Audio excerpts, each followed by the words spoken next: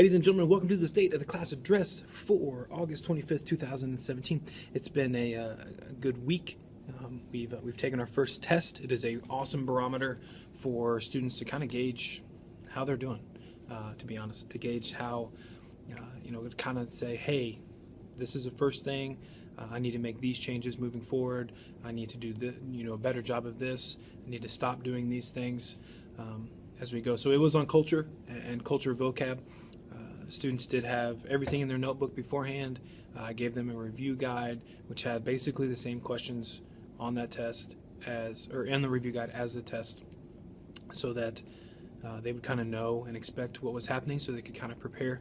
And so you see some students that prepared well, some students that didn't prepare well, and you kind of see that reflected in their in grades. I think I spoke last time on grades. I'm more interested in the learning process and how to learn and how to student correctly, I guess. So make sure we are studenting the right way, which is obviously a made-up word, but just learning how to learn and how to retain information, and at the same time create things in our notebook and eventually on Chromebooks and some digital. So if there wasn't any major projects this unit, we will do kind of a bigger project in the latitude longitude unit, which is coming up next, as we learn how to read a map and find a spot on the map, which is typically kind of fun. I think it's a little fun.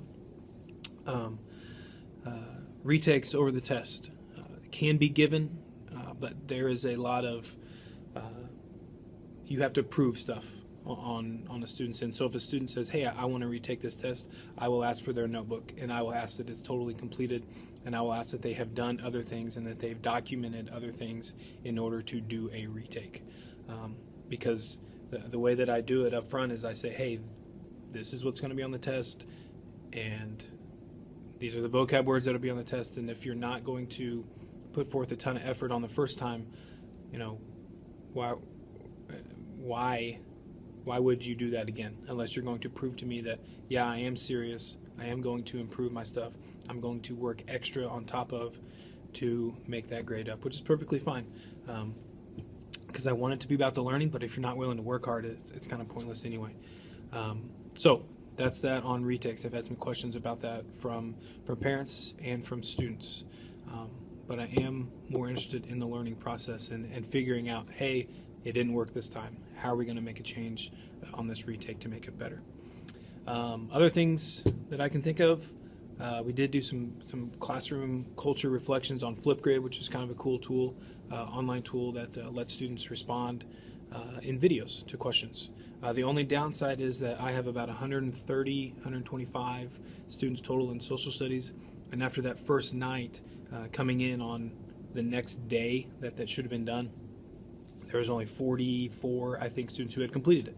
So this is kind of the dilemma that I have where, hey, it needs to be done, and it really only took 1:30, and maybe if you planned it out, you wrote some stuff out of what you're going to say, maybe a total of 5 minutes that it should have taken. And so they had time in class to do those, and that's how many got it done by time 8 o'clock the next morning when school kind of would have started.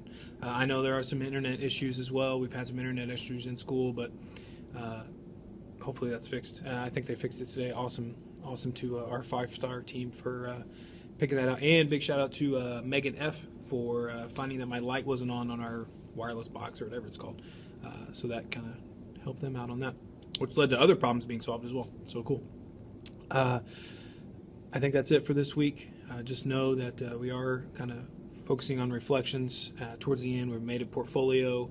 We're going to keep track of our learning and our best stuff for this entire year.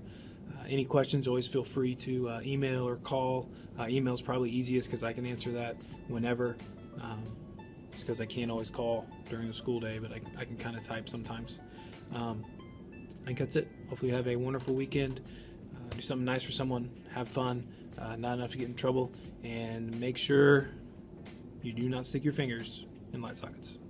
Not good.